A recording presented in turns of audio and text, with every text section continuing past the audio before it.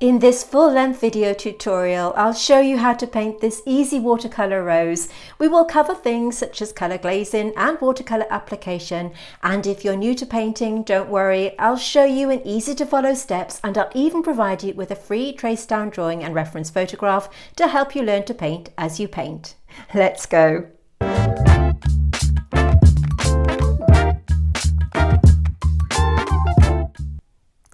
I always start by doing a really simple line drawing, and there is a free traceable line drawing for this, details of which I will provide you with later on in this video. I've attached my paper to my watercolour board like this to stop it from buckling as I work, and let's do a quick material run through. I'm using just 4 colours today: permanent red, yellow orange, olive brown and yellow green, but just use whichever paints that you have within your set. All the materials that I'll be using in today's video I will put in the description box underneath. So I have my clean jar of water and some kitchen towel to pat my brush dry, and we are good to go. To begin with, we are going to be working wet in wet, which means we'll be applying the water to the watercolour paper and just gently dropping in our pigment. Here you can see me mixing the yellow tone and the red tone to a watery consistency, which means that you'll need to add quite a lot of water to your pigment. I'm going to be using my number 4 size spotter brush to apply water to the areas where I want to drop the paint in like this. So you need to be really careful that you don't put your water outside of that pencil line. And you can see me just gently dropping in the pigment where the water has merged into the paper like this. Paying careful attention to my reference photograph as to where I want the colour to go. This will form our base layer on which we can build up the colours a little bit later on. You can see how I'm using the tip of the brush to gently push the pigment up against the pencil line.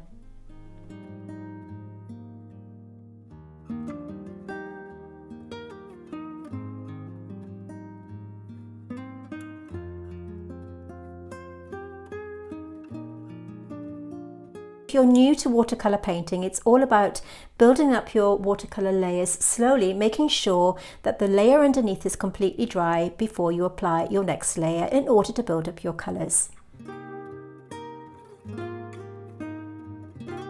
I'm just adding a tiny bit of the green pigment to the yellow tone here, and I'm starting to apply water to the sepal of the rosebud like this, and we can drop in this colour.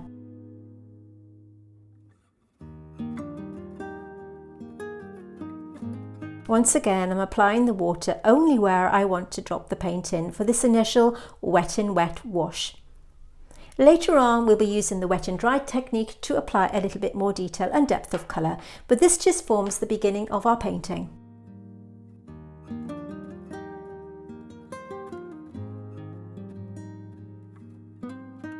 I've mixed a watery mix of the green tone, and I'm going to just drop this in along with the yellow and green tone, as you can see. Once again, letting that paint settle within the water that we've applied, and using the tip of my brush to just manipulate the paint where I want it to go.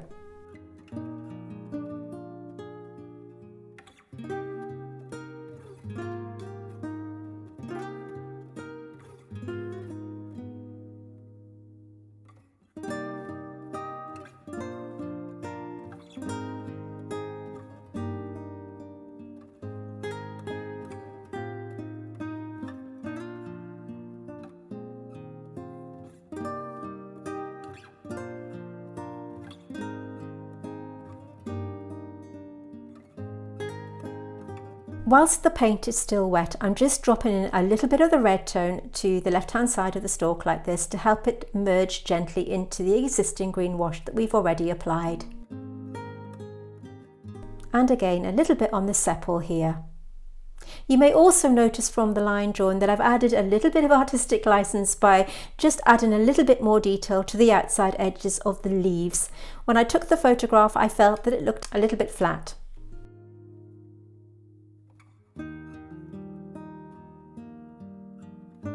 I'm now applying some of the yellowy green tone to the sepals like this, using the tip of my brush to push it into the pencil line as before. And And I'm just using a sort of pat-in motion to merge the paint into the areas that I want it to go to. This time I'm using a number 2 size spotter brush, but like I said, use whichever brushes that you have. Focusing my attention on the leaves now, working wet in wet, I'm applying a water glaze to the top leaf here. You can see it has a little bit of pigment on the brush, but don't worry because we're going to be adding some green paint as we go through.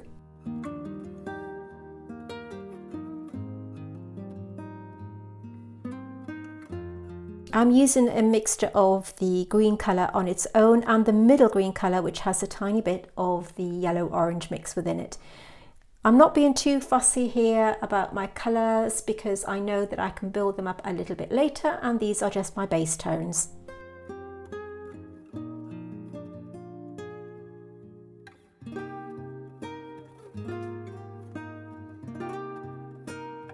Once again, just picking up that red pigment and just dropping it in wet and wet onto the area that you can see here.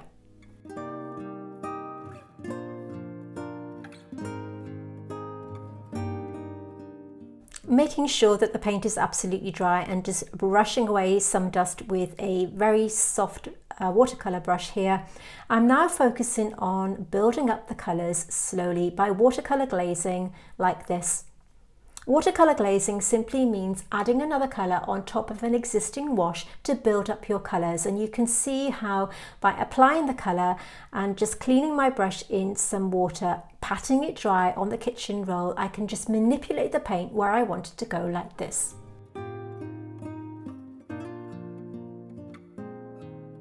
If you apply watercolour in thin layers to begin with, there's very little chance that your watercolours will become muddy. I know that watercolour can have a bad reputation for becoming a difficult medium to work with, but don't worry, if you apply your layers slowly and carefully, this won't happen.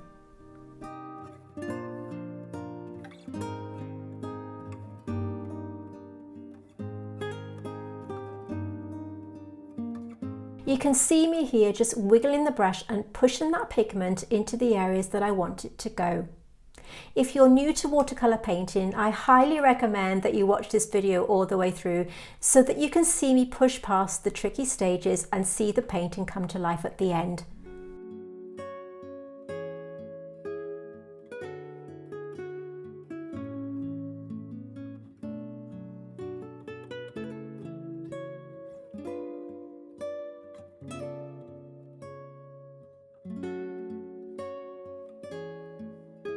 Even on this cold pressed paper, you can see how easy it is to push the paint into the areas that I want it to move.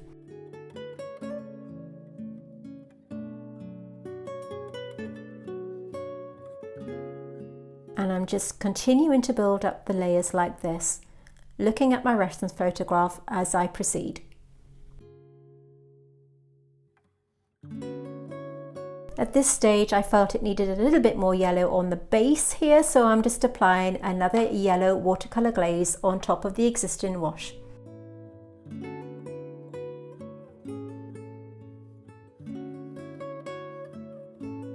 You can see that I've applied a tiny bit of red paint at the bottom of the sepals here.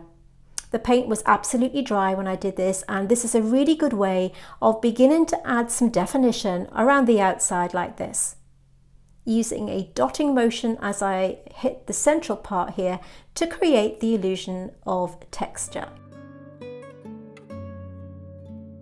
And just strengthening up the centre of the rosebud like this.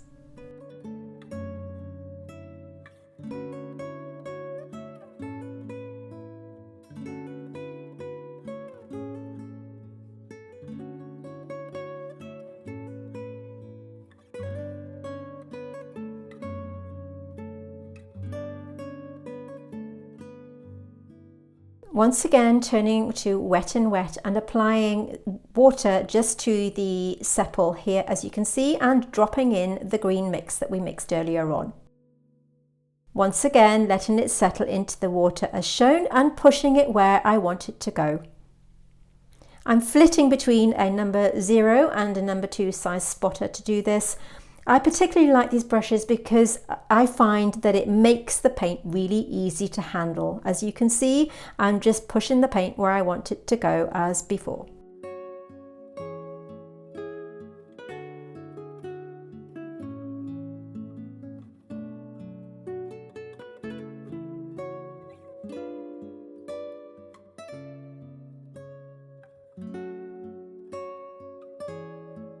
Now I'm adding some of the red mix to the left-hand side of the stalk again, just going over the initial wash and painting around some of the tiny thorns that are just beginning to grow.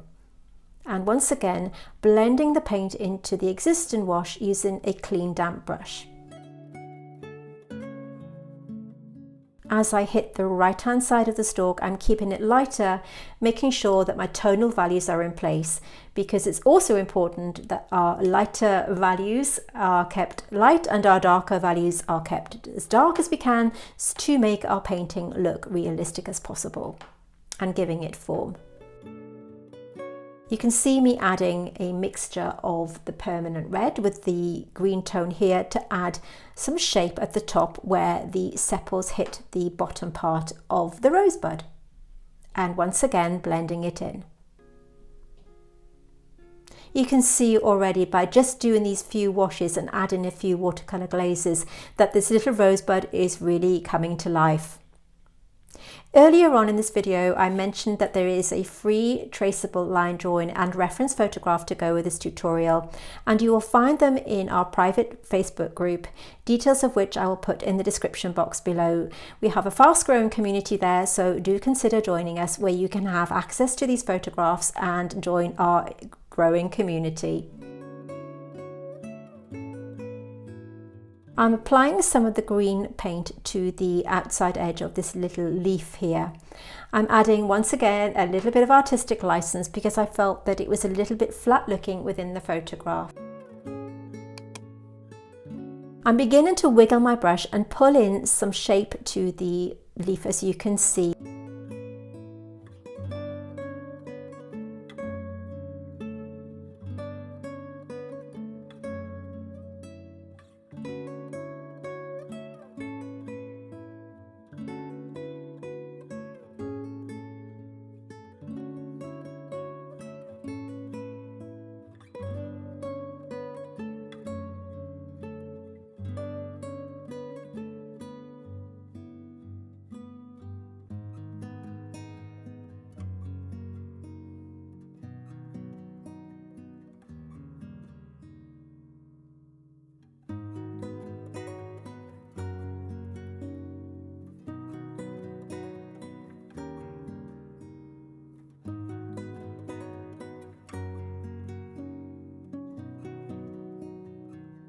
If you're new to watercolour painting, I know that it can have a little bit of a bad press, so if there are any watercolour difficulties that you struggle with, do drop them in the description box below and I'll see if I can help you out with any of your watercolour difficulties.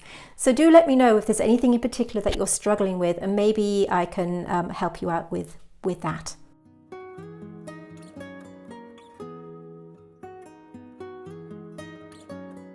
Now I'm strengthening the outside edge of the stem of the leaf here by just adding a tiny bit more of the red pigment.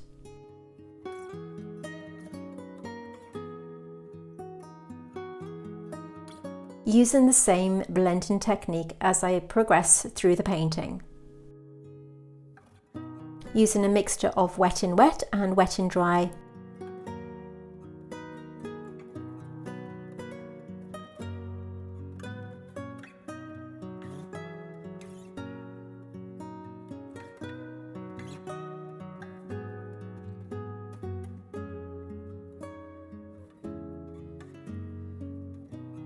You can see me here just blending out that paint, leaving a tiny bit of a gap here and there to add a little bit of interest and a little bit of tonal variation.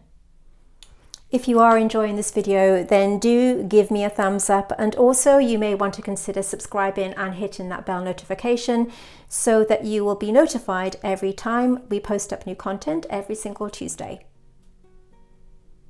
And if botanical painting is your thing, you may want to have a look at our Patreon site where we have a number of different tier options that you can look at. So do take a look. I will put the link to Patreon in the description box underneath this video. So I'm continuing to work with the green coloured paint, and I'm just applying the paint, leaving a small gap in between to represent the veins within the leaf here. This negative painting is really simple to do. Just make sure that you leave a small enough gap to represent the size of the vein.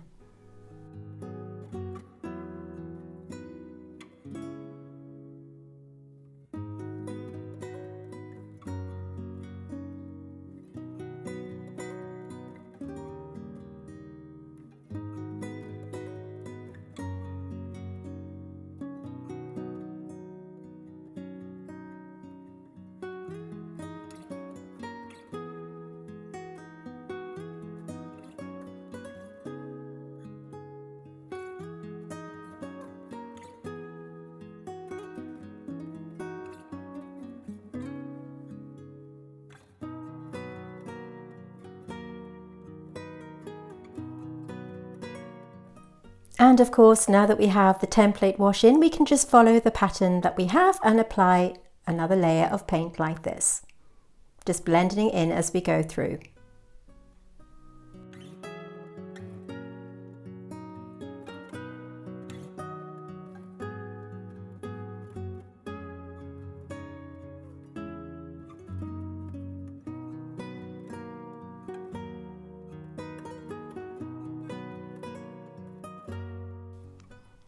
When everything is dry, I'm now using a number 0 size spotter, and I'm going to enhance the thorns on the stem like this, just by adding a slightly drier wash of paint around each one and defining them in this manner. Just going around every one and just outlining it with a really soft touch so that you make it look really, really natural. And again, just wiggling my brush into the paint to create a little bit of texture on the stem like this.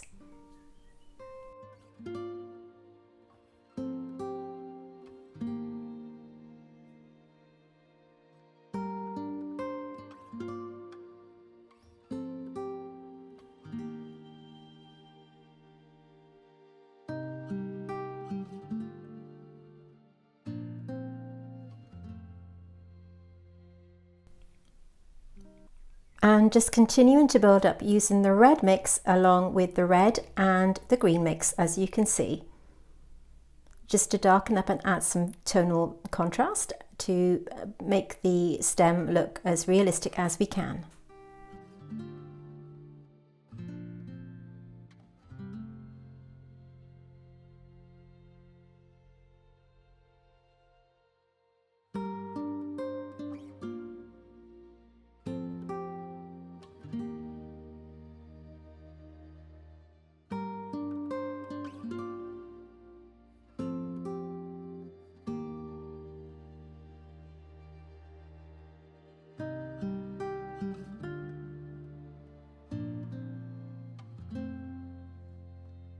Switching back to my number 0 size spotter, I can start now to think about building up some of the detail.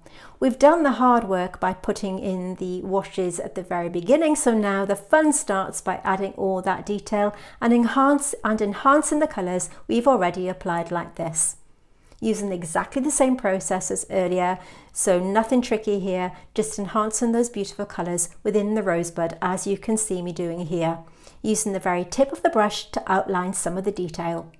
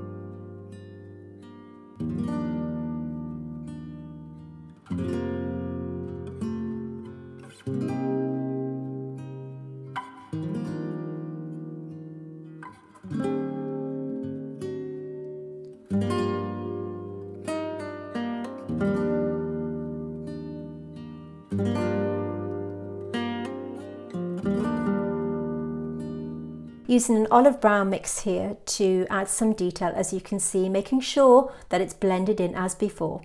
You don't want any hard edges, you just want it to have a really soft blur where the colour and the shadow merge together like this. Now that everything's dry, once again I'm having a look at my colours to see if there's anything I need to enhance or strengthen. Remember that tonal value is just as important as the colour, so just keep checking on your reference photograph to see if there are any areas that you need to strengthen or add any detail to.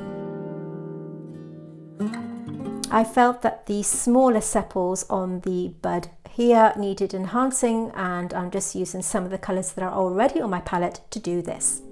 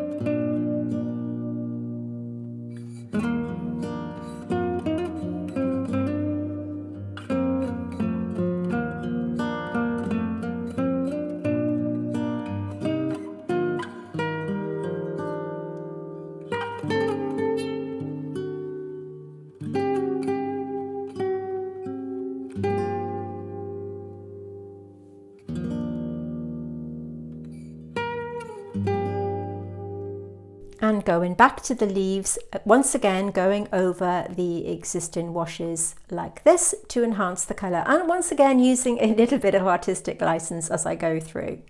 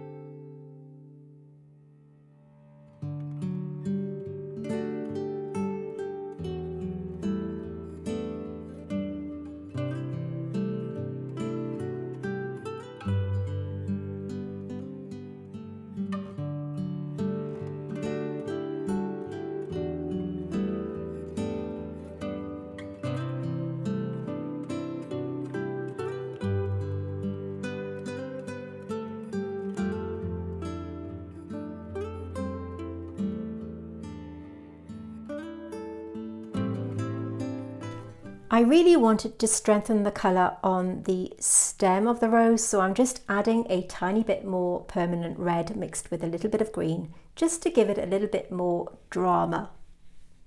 Once again, blending it in as always. You can use a plain water glaze over everything just to merge the colours together, as I have done in previous tutorials. Now I'm mixing up a stronger mix of the red and green, as you can see here, and this is to add some strength around some of the finer points within the rosebud, particularly so around the base here and around the little thorns on the stem. This is a number 0 size spotter, and it's really good for just enhancing some finer detail within your painting.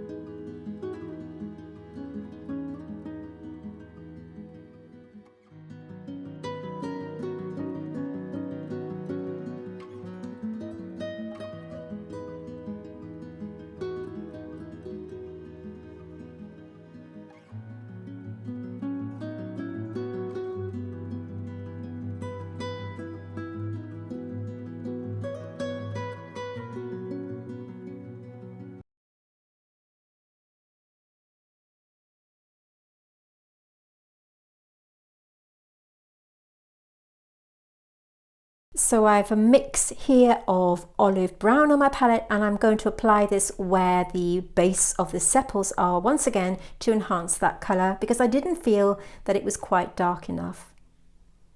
And just blending it in and continuing the process until your painting is completed.